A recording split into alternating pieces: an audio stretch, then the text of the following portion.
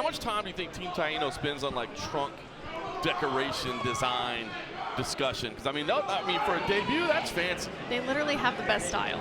I mean, they do. Even Eddie Torres yesterday at weigh-ins, I told him, I was like, man, it's raining out and you still look stylish. Eddie Torres, always the best dressed cornerman in the game.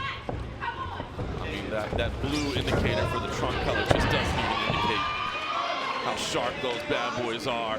And it's not just the look that's sharp. I mean, these guys are coming in here, they train countless hours a day, and here we're seeing a really nice display of some nice grappling here by Burke. 2 minutes to start out here in our early amateur action NextGen division, so not a lot of time to work. When you hit the ground, you grapple, you gotta be moving quick.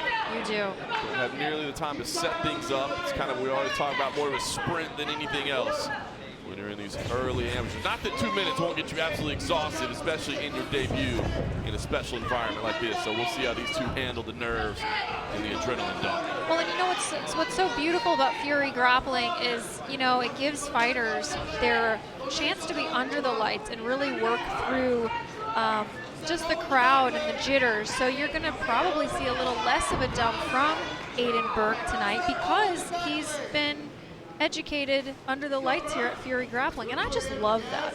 Yeah, it really is a great opportunity to get some experience before your mixed martial arts debut, or of course, just in grappling specials along the way. And he's showing some of those skills early on here, trying to switch the back off to the side, trying to attack the neck anyway, had to let it go.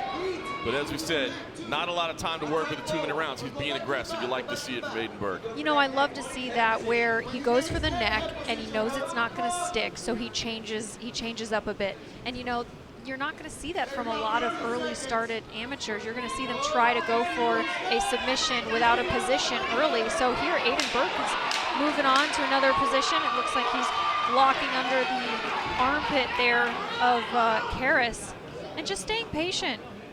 Had to take a couple of nasty elbows there into the body, but was able to control the position until the end. Was in the dominant spot for most of it. I would think he probably banked that opening 2 minutes.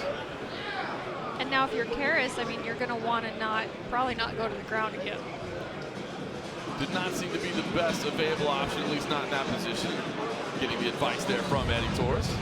We're going to take a look at this awesome replay here. A little uppercut that just missed by Burke, but man, did a wonderful job taking the side there, working on the ground, just really being dominant the whole time. And that's going to win you the judge's opinion, in my opinion. I would agree with that. Obviously, our scorecard's highly unofficial, but that would seem to be for me. Meanwhile, Justin Cariss, he wasn't necessarily out of the round, just got into a bad spot. He needs to not let himself fall back in there. We're ready for round number 2. Again, we'll see how that opening 2 minutes affected these gentlemen. Again, electric atmosphere here early at 2300 Arena.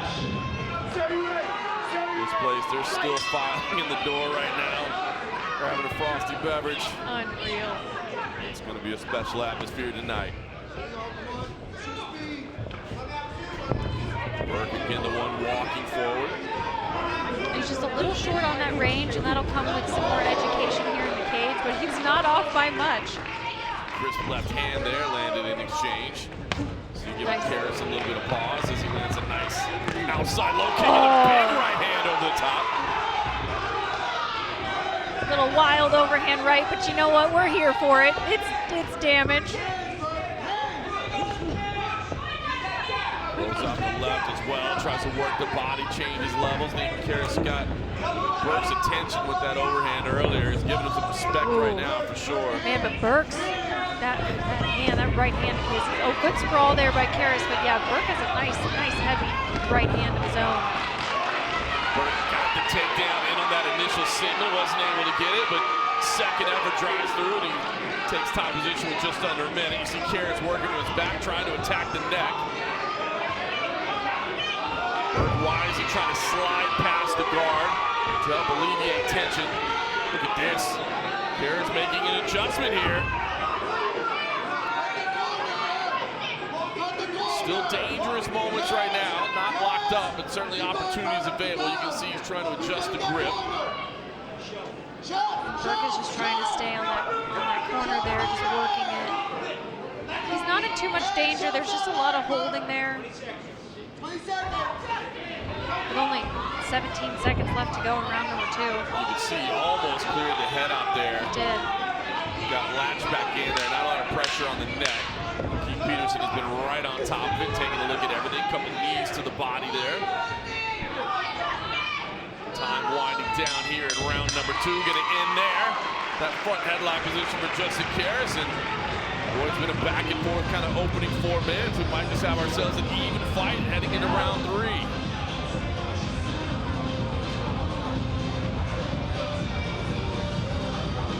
Let's take a look at this beautiful overhand right. Lands on the chin of Burke here, so that was definitely a A+ effort there for Cariss.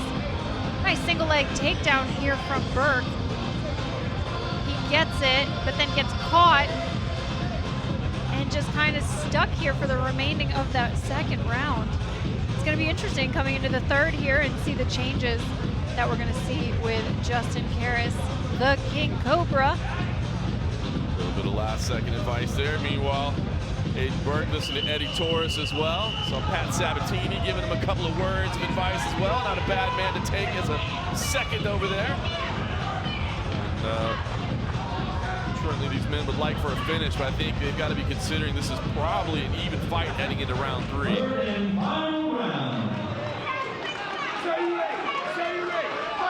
Couple of deep breaths there. It still looks like plenty of energy on both sides.